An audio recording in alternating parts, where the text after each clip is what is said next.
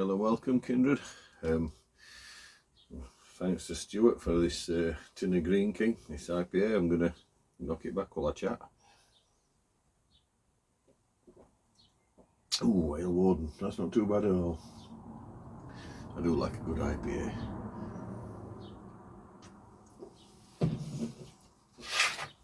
Please watch this video all the way through, even if you go back to it, because I don't know how long it's going to go on. I've got notes because this is my Arise book.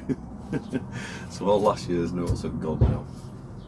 So, first of all, Arise, thank you for everyone that came. It had been such a stress leading up to it, just praying that we're all going to go right, and it was just magical, wasn't it? It's just, it couldn't have gone better for the first event. And it is just a first event. By the looks of it, everybody sounded quite chirpy about wanting to repeat it. So I've already been in touch with the campsite. I'll come on to that in a bit. Okay, the aftermath of Arise. Okay, a couple of days after, we've had all the photos, having all the fun and like chatting and videos and everything. But let's have a look at some of the stuff what we actually achieved. So, first of all, the honours that went out at Arise. The highest honour that we give out is freemanship, and Roger Dyer. It was a long time coming. We'd struggled so hard to get together over last couple of months really to be able to hold that freemanship. We wanted to do it before Arise, and at least doing it on the Friday night made Roger a freeman. So when him and Sean stood together at the Warden spot, they were both already freemen. So I liked that was a good outcome really for me. Stuart Speller, resident blacksmith, actually took the Pledge of Honour and he's now a fully fledged member, and it had a breakdown up way home. It took him 12 hours to get home, folks. So if you've not heard that tale of woe before, you have now. 12 hours, that's a nightmare. I'd been home, had a drink, had a sit down, had some food, had a bath, you know, but in that 12 hours, that must have been horrendous. But like we said, Stuart's actually been around Kindred for a long time and done us a great service really, with the things he makes for us. So yeah, it was good to finally get to meet him and get him on board.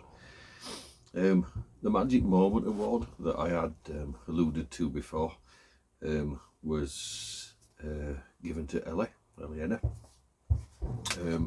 for the inspiration I think she put into other people by the videos of Avimal and Volospar in the old group that she'd done for us, and certainly inspired Mike for a start, because he's travelling his way through Beowulf with us now.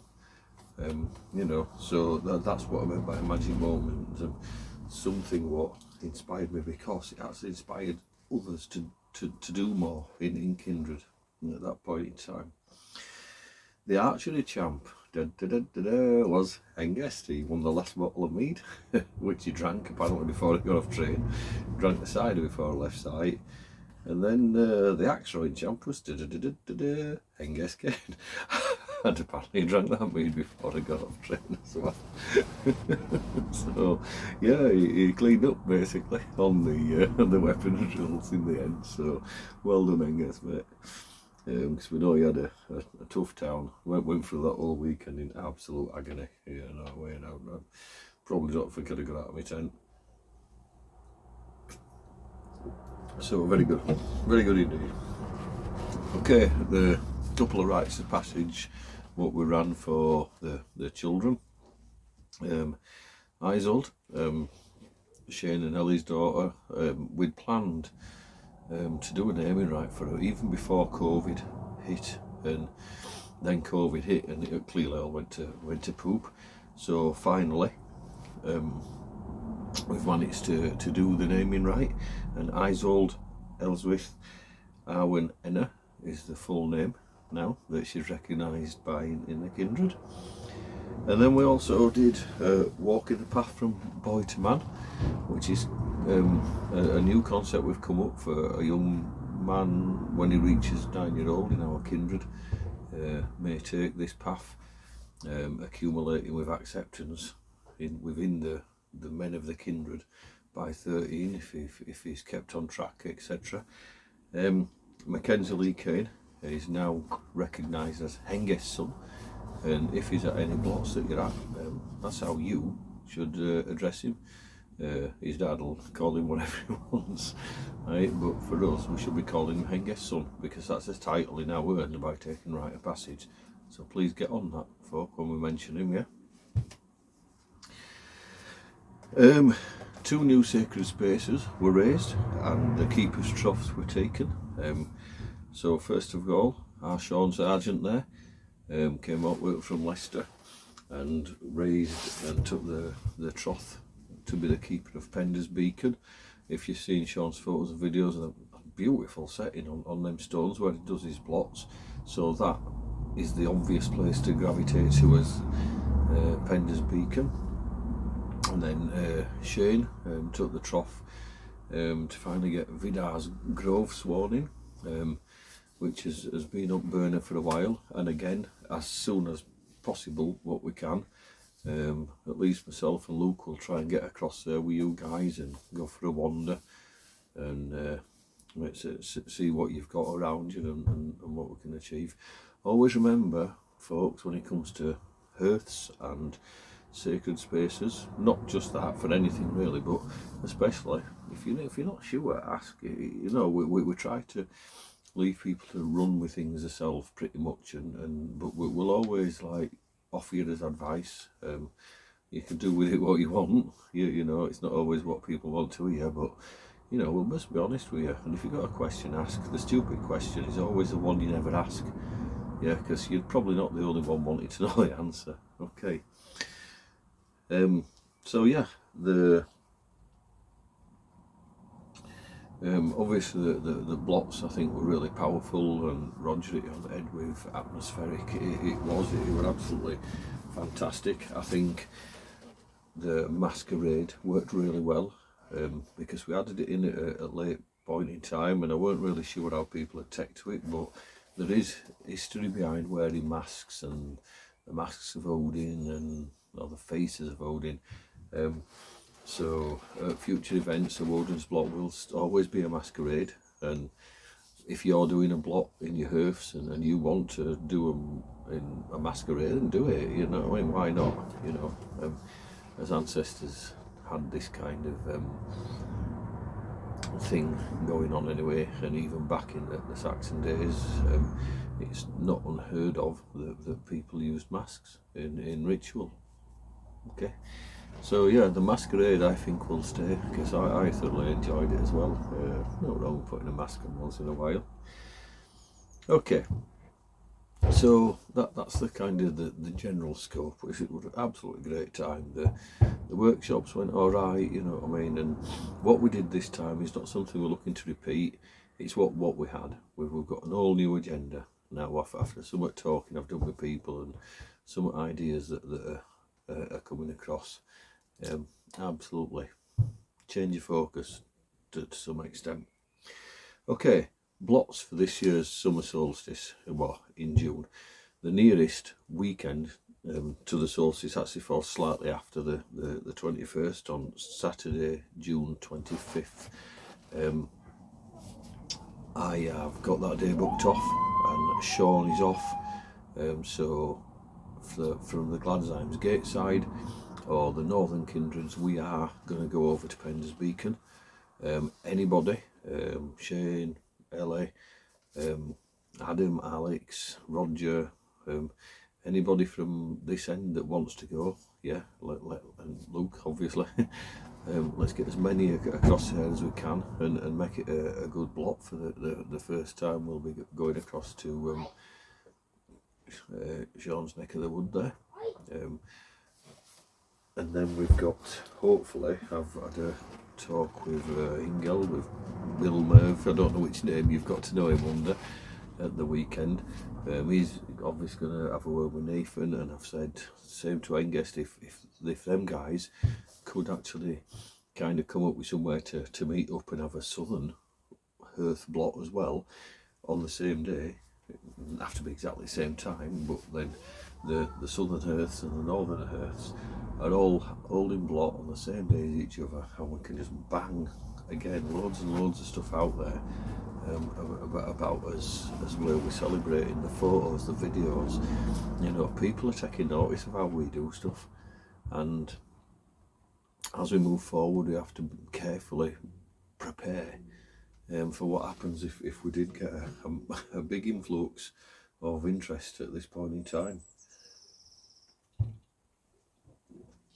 So obviously Southern Hearths TBA, I can't arrange that, guys, you have to arrange that. I'll definitely be going over, so like I say, as many as possible for the 25th. Let's get over Spencer's Beacon and make it a good one. Right, Arise 2023. This is how it works, folks. I never stop. Right, if we're going to do it again, the work for next year actually started the minute I got back in my head, thinking, what would people say, blah blah blah blah blah. Right, I've got a possible date in my head of Friday the 14th to Sunday the 16th of April, which is like the weekend we've actually just done now. Okay, the only thing that I think I am going to try and get hold of as an extra is a gazebo, just in case it does rain, but we'll see how we go. I am waiting to hear back from the guy who owns the site, Greg, to see if it will cost us more, basically, because it's another year away. He might want to put a bit more of a price on it. I have told him about the issues we've had with the toilets bunging up. He said he'll look into them. He's quite happy that we burnt a lot of the wood, because he says it's becoming an eyesore, so he's pretty happy that we've demassacated his wood stock, to be honest. So yeah, there you go. The other thing that might interest people is I was going to ask Greg if we could pay ourselves to bring at least one portal on site for weekend, and then have it picked up on Monday when we're done with it, and then be disposing of it. I don't know if we'll be allowed to do that or not. It'd certainly leave the issue on the toilet situation up there. I'll tell you now, if it is, it will be parted out into the cost of coming to the site. But I've had a quick look, and at the moment a portaloo you can get for around £20 to £30 a day. So it's not a massive cost on when it's split between enough people. Everybody who came to Arise has got priority over the places, because we'll be setting it again a maximum of 20. You've seen this site, any more than 20 a minute it'd be a push, unless we start using the other levels, which didn't look that usable at this point in time. Me and Luke know a little secret spot that we could go and use and relieve the space of two persons tentage down there. So there's options, but 20 plus kids. If you're bringing kids, obviously you're going to have the tentage with you to do that. I've really rethought a little bit about the food. I mean, I don't mind doing cooking on camp and stuff like that, but by end of weekend, honest folks, I'd had enough. I had enough. It's just a ball ache when it's I'm as tired as everybody else. It's, you know, it's sleeping in tents and slept on a bloody route, and ended up knackering my back. So I was in a bit of agony on Sunday as well. And we still had a lot to do. So basically there'll be a Friday to Sunday price when we know what it's going to be. There'll be a Saturday to Sunday price. If someone's not coming on the Friday, it can't cost them as much as it does for someone who's coming Friday or Sunday. And then if someone's only going to be able to come for, like, say, the Saturday, there's going to be another price for that, like a day ticket price, for want of a word. In future we might make that kind of a a guest thing if we've got some guests coming locally. We let the lads stay over this time, kind of on a wing and a prayer, and it worked. It just gelled. It just fitted in like they'd always been there. But we were probably damn lucky. And I had been talking, in all fairness, to Adam for quite some time before this, so it's not like they're complete strangers to me. But yeah, we took a risk. It paid off this time. But we've got to prioritise space to members, and especially to people who's actually been before, because they've already been there, done it, put the effort in. The price will include supper on Friday night, 3 meals on the Saturday, which will be a breakfast, something for lunch and tea, and breakfast on the Sunday. Anybody bringing more than one kid will come free.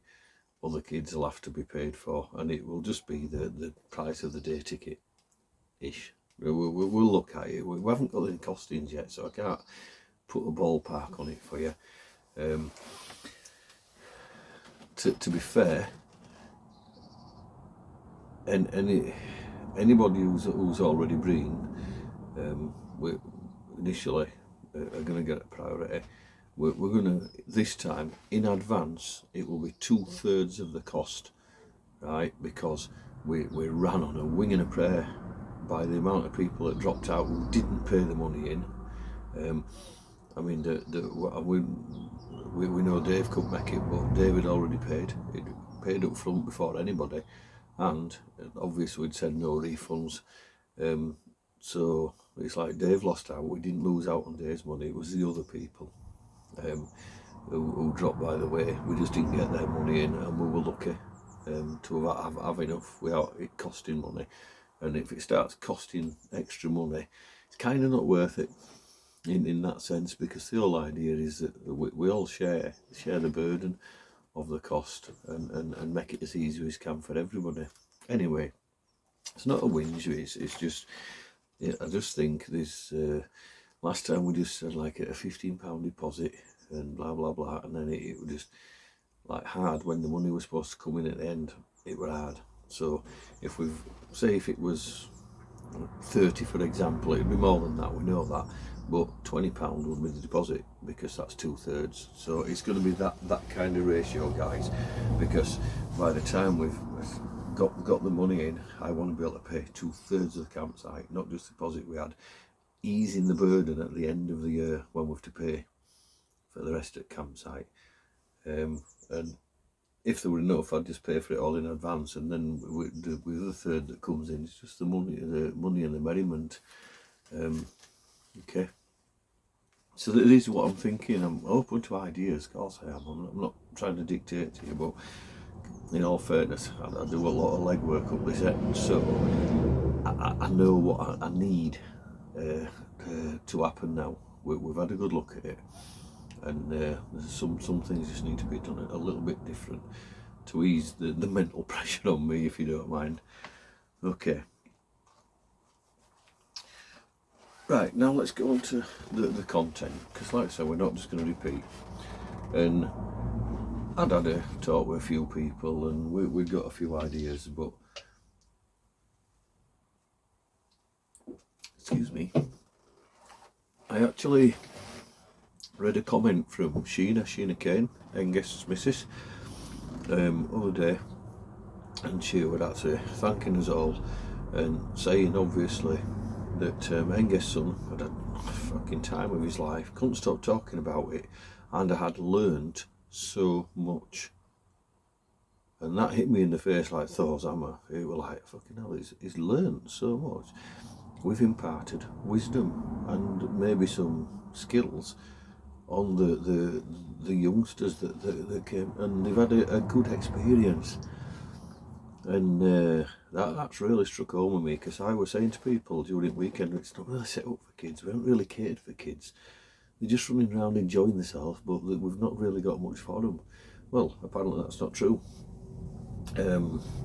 So not just for kids obviously, but we need to look at imparting skills and wisdom Right, so these are some of the preliminary ideas that I've jotted down now. So we're looking at tradition and crafts, basically.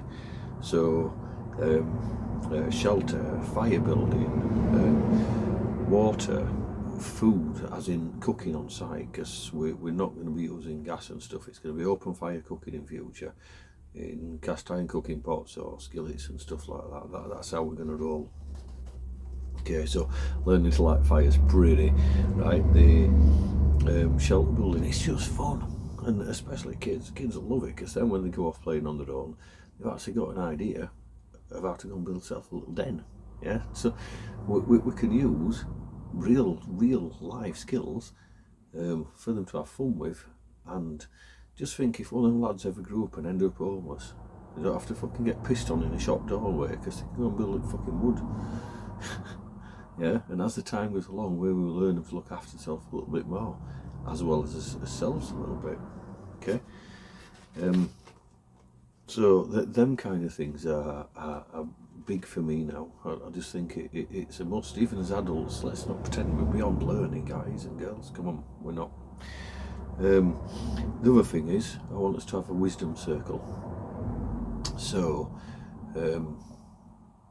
what we'll do, we'll choose say Havenwill, for example, or whatever, and we'll all bring a copy of it, or different copies, hopefully. We'll have a couple, and we'll go through it verse by verse for an hour or so, and like pick it apart and talk about it, yeah, properly, and get his own thoughts out there. Yeah, okay, so that's one of my ideas. That could be done around campfire, in between musical interludes.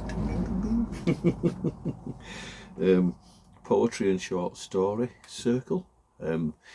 This would just be an hour where anybody who's wrote a poem or a short story actually gets a chance to stand up in a circle and like say it, go through it, and we'd probably attach prizes to that kind of thing.